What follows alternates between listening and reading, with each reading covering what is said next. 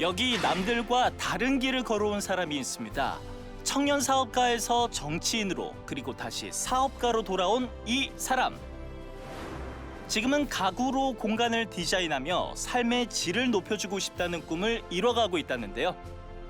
지금의 자리에 서기까지 늘 최선을 다해왔다는 유준식 회장의 인생 스토리를 들어봅니다. 네, 이 똑같은 공간이라도 가구를 어떻게 배치하느냐, 또 어떤 인테리어 소품을 놓느냐에 따라서 전혀 다른 모습으로 변하곤 하죠.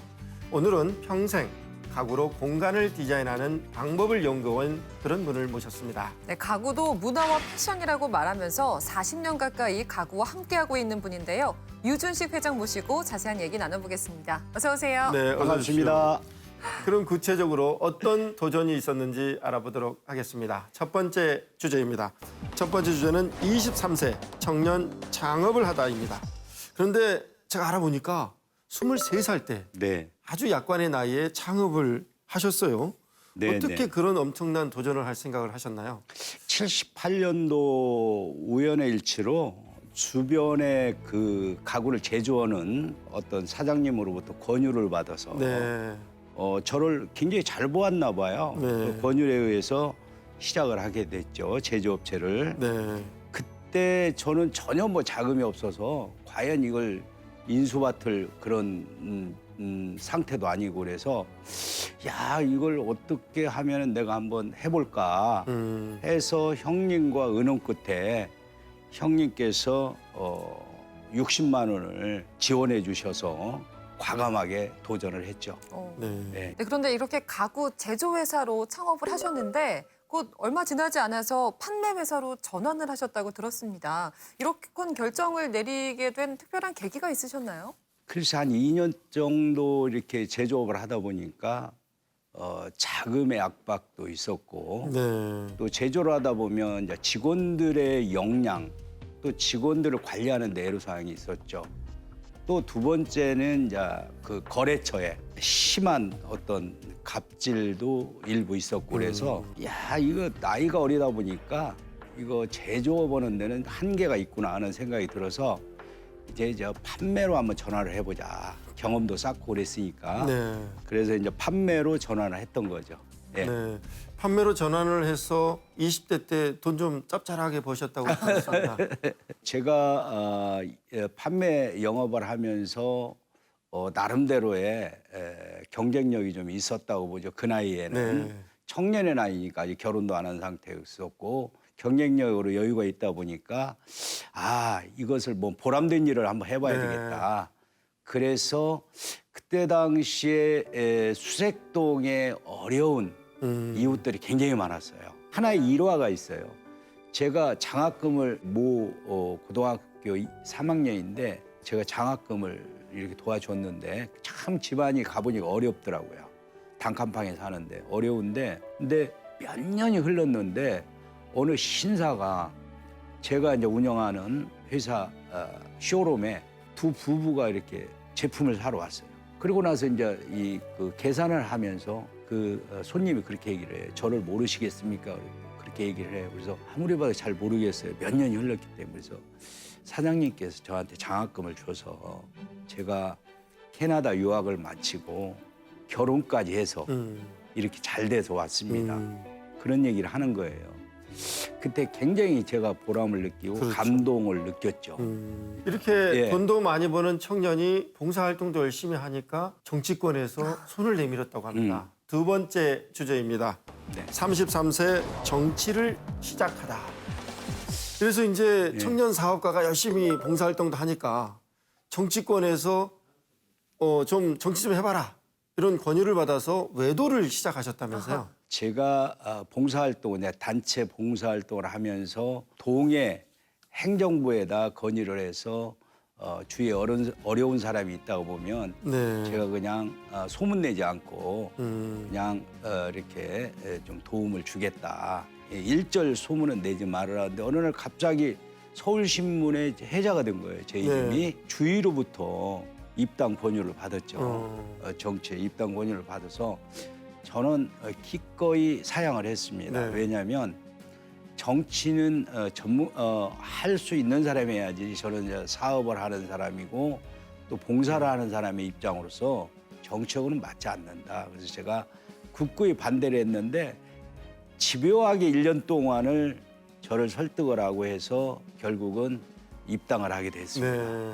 그래서 은평구 의원으로 활동을 네, 네. 하셨는데 네. 당시에 어떤 일들을 하셨는지도 궁금하거든요. 우리가 이제 출마를 하면 공약을 하지 않습니까? 공약을 하는데 대체적으로 보면 공약들을 잘 안 지켜요. 네. 근데 저는 사명감을 가지고 제가 할 수 있는 공약을 제시를 했고 그 공약을 100% 지켰죠. 그 중에서 하나를 얘기하라면 우리가 이제 동사무소에 가면 등초분을 이렇게 띄죠. 네. 등초분을 띄는데 과거에는 이 공무원이 이 의자에 앉아서 서랍을 열고 수수료를 거슬러 줬어요. 이게 주민으로부터 굉장히 불편하죠. 그리고 주민은 서서 민원을 접수해야 되고. 그래서 민원실에 안락한 의자를 좀 갖다 놓고 그리고 그 수수료를 자율적으로 교환해 가지고 갈 수 있도록 아침에 동전을 바꾸어서 이 테이블에다 놓으면 스스로가 거슬러 갈 수 있도록 이게 하나의 작은 일이지만 주민과 행정이 서로가 믿음을 결속할 수 있는 그런 부분이 아니냐 하는 생각이 들어서 그걸 시작을 했어요. 네. 근데 그 일이 이제 동장들끼리 모여서 동정보고라는 게 있습니다. 거기에서 제의가 돼가지고 이게 전국적으로 확산이 된 거예요. 네. 이게 그래서 지금 어느 동사무소를 가더라도 민원실 의자가 다 놓여 있습니다. 네. 그런데 한 20년 정도를 정치 활동이랑 이 회사 운영을 병행을 하셨잖아요. 그렇죠. 그럼 직접 해보시니까 정치랑 사업 중에 어떤 게 더 어려우시던가요? 물론 이제 두 가지가 다 어려운 점이 있는데 기업이 더 어렵다. 네. 예, 기업은 이익을 내야지만이 되는 거고 정치는 이익을 안 내도 4년 동안 임기는 채워요. 그래서 4년 후에 심판을 받는 거기 때문에 기업은 1년만 적자를 내면 문을 닫아야 돼요. 네. 그래서 기업이 훨씬 어렵다. 네. 이런 생각을 갖죠. 네. 네. 이렇게 정치에 뛰어들어서 외도를 하던 분이 다시 사업에 뛰어듭니다. 세 번째 주제입니다. 세 번째 주제는 52세 세 번째 창업을 하다입니다. 이 정치를 접고 2004년 52살이 됐을 때 세 번째 창업에 다시 도전합니다. 어떤 배경이 있었나요?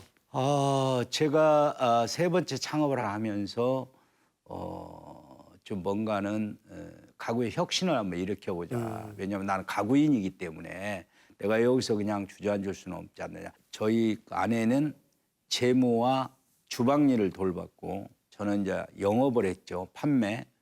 그다음에 우리 아들은 이제 고대에 다니면서 사이트를 만들었어요.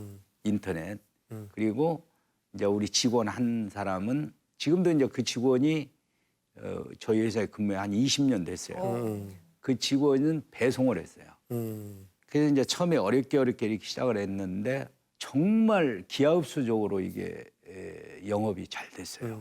잘 돼서 어떤 해는 뭐 100% 성장을 하고 또 가장 성장을 많이 한 그 기간이 2007년도, 8년도에 그때 세계 금융위기가 왔을 때입니다. 달러가 하루아침에 뭐 1,700원, 1,800원까지 올라왔었어요. 분명히 싸다라고 생각하고 소싱을 했는데 오후에 가면 한 100원이 내려가잖아요. 그러면 엄청난 돈이 한 게 하루아침에 보통 2천만 원에서 3천만 원이 왔다 갔다 하는 거죠. 환율 때문에. 그때 당시에 모든 업체들이 전부 줄였어요. 인원 줄이고 물량 줄이고 다 줄였는데 저희는 거꾸로 반대로 모든 걸 올렸죠. 왜? 그 원칙은 왜냐하면 제가 고집을 그때 부렸죠. 원칙은 왜냐하면 2, 3개월 후에는 팔릴 수 있는 거기 때문에 남이 투자하지 않을 때 투자를 해야 된다. 그래서 그 생각을 가지고 중국을 들어갔는데 중국에서 바이어가 이런 얘기를 해요.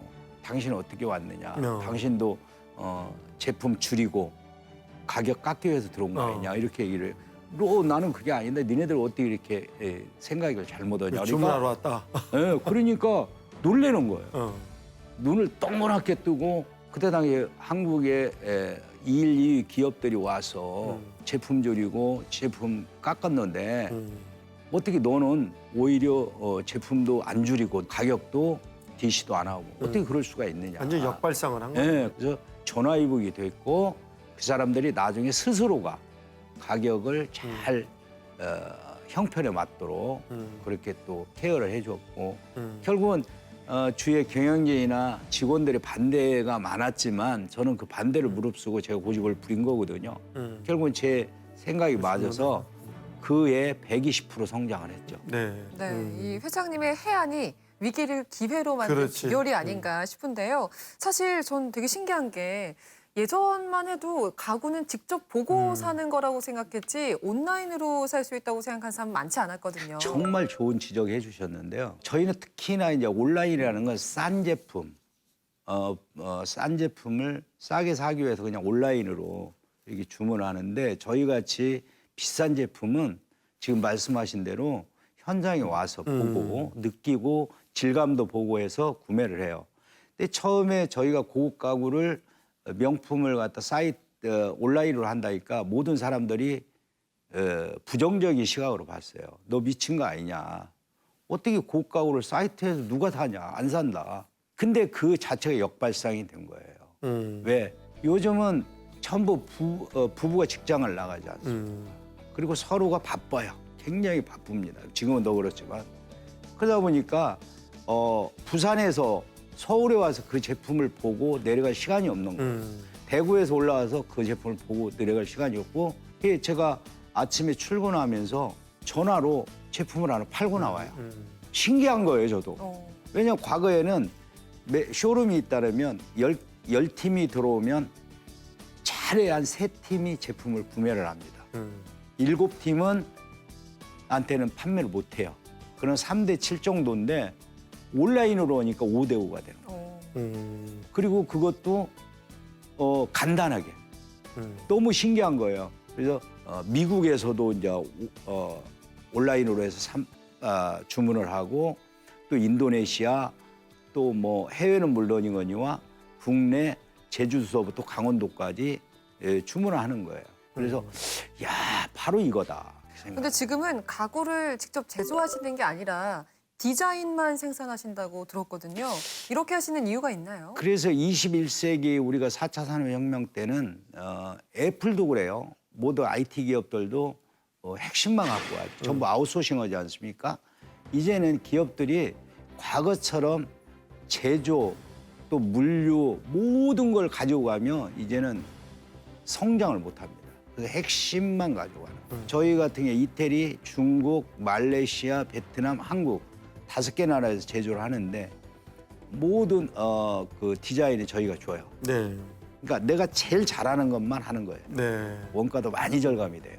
그러면 이제 마지막으로 어떤 회사, 어떤 가구를 만들고 싶으신가요? 제가 서두에 그런 말씀 드렸죠. 가구도 이제 문화와 패션이다. 공간을 창의적으로 디자인해 주는 거예요.